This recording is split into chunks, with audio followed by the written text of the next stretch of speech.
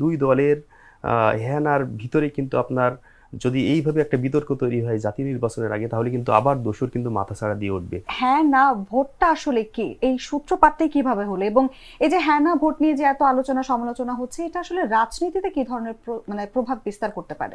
ধন্যবাদ আপনাকে। আপনি জানেন যে জুলাই সনদ, জাতীয় নির্বাচনের আগে কিন্তু জুলাই সনদ বাস্তবায়নের কথা রয়েছে। তো এর আগেই কিন্তু গণভোটের একটা প্রস্তাব দিয়েছে জামায়াতে ইসলামী এবং এনসিপি। তো সেক্ষেত্রে কিন্তু জাতীয় নির্বাচনের আগে কিন্তু গণভোট হওয়ার সম্ভাবনা ওইভাবেই দেখছে না বৃহৎ একটা দল, এবং তাদের সঙ্গে রয়েছে জনগণ, জাতীয়তাবাদী দল বিএনপি। তো তারা শুধু হ্যাঁ না ভোটের মানে তারা শুধু না বলছে এটাকেই, না বলছে এটাকে না, কারণ জনগণের ম্যান্ডেট নিয়েই তারা কিন্তু বেশ কিছু আপত্তিজনক প্রশ্ন তুলেছেন, যে যাকে না বলেছেন। এর মধ্যে রয়েছে প্রধান বিচারপতি কিভাবে হবে, দলীয় প্রধানমন্ত্রী হতে পারবে কি না। কারণ দলীয় প্রধানমন্ত্রী যদি না হতে পারেন, কারণ একটা দল ক্ষমতায় এসেছে, সেই দলের প্রধান যদি প্রধানমন্ত্রী না হতে পারে, তাহলে তো এটা আসলে ওইভাবে মানুষই হচ্ছে না। তো এখানে বিএনপি কিন্তু না বলেছে। আরেকটি বিষয় রয়েছে, পিএসসির কথা এখানে এসেছে প্রধান বিচারপতি কিভাবে হবে, জ্যেষ্ঠতার ভিত্তিতে প্রধান বিচারপতি নিয়োগ হবে। মোস্ট জ্যেষ্ঠতার ভিত্তিতে যদি হয়, তাহলে আপনি দেখবেন যে এখন যে প্রধান বিচারপতি আছে, সেক্ষেত্রেও কিন্তু দলীয়করণের একটা বা বিগত দলের একটা সুযোগ থাকে। সেক্ষেত্রে আরও কিছুটা সময়ের জন্য কিন্তু জাতীয়তাবাদী দল কিন্তু এখানে না কথাটি বলেছে। মূল বিষয় হচ্ছে যে এই যে পক্ষে এবং বিপক্ষের যে অবস্থান, হ্যাঁ আর পক্ষে কিন্তু আপনার একটা বৃহৎ একটা যখন আন্দোলন তৈরি হয়েছে, সেই মুহূর্তে কিন্তু হ্যার পক্ষেও কিন্তু কিছুটা আন্দোলন তৈরি হয়েছে সামাজিক যোগাযোগ মাধ্যমে। আপনি দেখেছেন যে এনসিপি কিন্তু হ্যার পক্ষে স্ট্যাটাস দিয়েছে।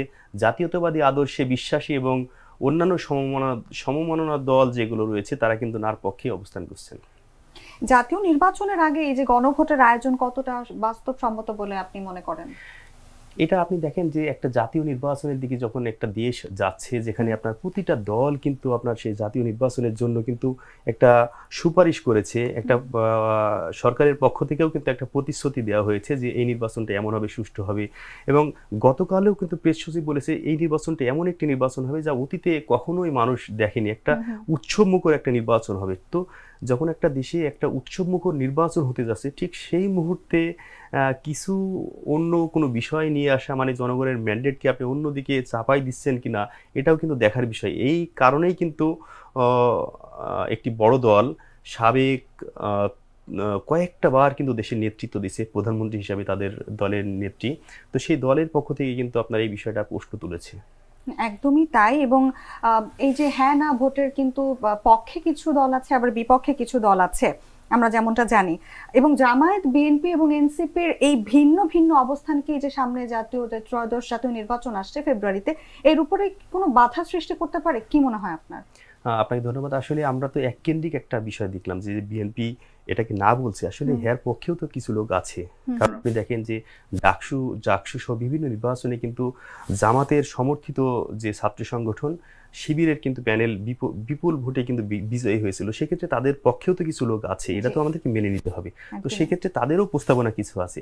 কিন্তু এই যে দুই দলের হ্যানার ভিতরে কিন্তু আপনার যদি এইভাবে একটা বিতর্ক তৈরি হয় জাতীয় নির্বাচনের আগে, তাহলে কিন্তু আবার দোসর কিন্তু মাথাছাড়া দিয়ে উঠবে। আর আপনি জানেন যে দোসর যদি মাথাছাড়া দিয়ে ওঠে, কারণ সাবেক কথিত প্রধানমন্ত্রী শেখ হাসিনা যখন ক্ষমতায় এসেছিল, তারপরেই কিন্তু বিভিন্ন গণহত্যা করেছে এবং গণহত্যাকে বৈধতা দিয়ে আবারও কিন্তু ক্ষমতায় এসেছে। তো সেই দিকটা কিন্তু আবার মনে রাখতে হবে যে এই একটা ছাত্র অভ্যুত্থানের পরে যে এত রক্তের বিনিময়ে একটা অর্জিত একটা গণতন্ত্রের পরিবেশটা যে তৈরি হয়েছে, এটাও যেন আপনার ভুলুণ্ঠিত না হতে পারে। এর দিক থেকেও রাজনীতিবিদদেরকে লক্ষ্য রাখতে হবে। সেক্ষেত্রে তাদেরকে কিছু জায়গায় ছাড় অবশ্যই দিতে হবে। এবং আপনি যেমনটা বলছিলেন ভাইয়া, যে আমরা কিন্তু জানি যে একযোগে শেখ হাসিনা 3টি সাক্ষাৎকার দিয়েছেন আন্তর্জাতিক গণমাধ্যমে। সেখানে তিনি বলেছেন যে সেখানে কিন্তু তিনি ছাত্র জনতা হত্যার দায় এবং আসন্ন নির্বাচন বিচার নিয়েও কথা বলেছেন, যেমনটা আমরা জানি। সেখানে তিনি আরো বলেছেন যে আওয়ামী লীগকে বাদ দিয়ে কোনো নির্বাচন হতে পারে না। এবং আওয়ামী লীগকে নির্বাচনে প্রতিদ্বন্দ্বীদের সুযোগ দেওয়া হবে সেই আশা তিনি প্রকাশ করেছেন। এই মন্তব্যের পর কি আসলে নির্বাচনে কোনো প্রভাব পড়তে পারে, যে সামনে আমাদের ত্রয়োদশ জাতীয় নির্বাচন আসছে? কি মনে আসলে হয়? একটা জিনিস আপনাকে দেখতে হবে, আওয়ামী লীগ এমন একটা দল যে দল কিন্তু জনগণের মধ্যে ছিল, জনগণের ভালোবাসার মধ্যে ছিল, মুক্তিযুদ্ধের মধ্যে ছিল, মুক্তিযুদ্ধের চেতনার ভিতরে ছিল। সেটা আপনি 1947 সাল থেকে যদি দেখেন, 1996 সালেই কিন্তু সেইভাবে প্রভাবটা পড়েনি। পরবর্তীতে যখন ক্ষমতা কুক্ষিগত করার চেষ্টা করেছে বঙ্গবন্ধুর মেয়ে শেখ হাসিনা, সে কিন্তু আপনার এই দলটাকে কিন্তু কুলুষিত করেছে বিভিন্ন হত্যা, বিভিন্ন এর মাধ্যমে। আপনি দেখেন যে এটা সহিংসতার মধ্য দিয়ে বারবার কিন্তু ক্ষমতায় আসার চেষ্টা করেছে। 28শে অক্টোবর, 5ই মে, মানে বিভিন্ন ধরনের আপনার আছে, সর্বশেষ 24শে গণঅভ্যুত্থান তো দেখলাম। তো এখন আবার প্রতিটা হত্যাকাণ্ডের পরেই কিন্তু সে একটা নাটক মঞ্চস্থ করেছে। একজন গণমাধ্যম কর্মী হিসেবে আমরা যেটা দেখেছি একটা একাধিক ব্যক্তি গুমের শিকার হয়েছে।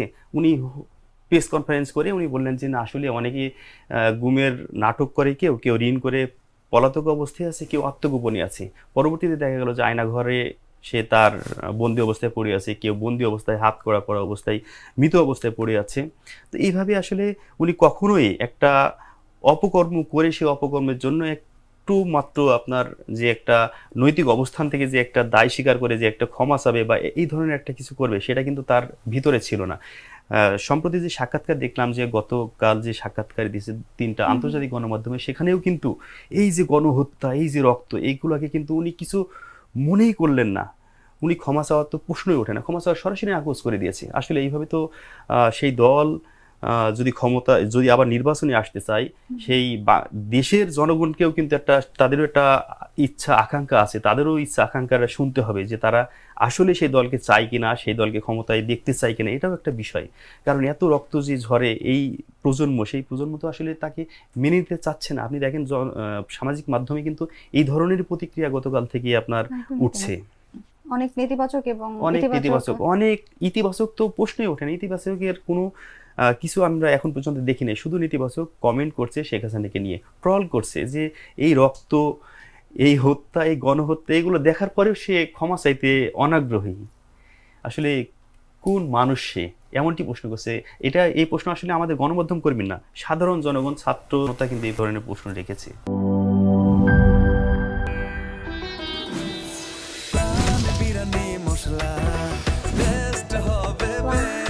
প্রাণ বিরিয়ানি মশলা, টেস্ট হবে বেস্ট। প্রাণ, জীবনের স্বাদ।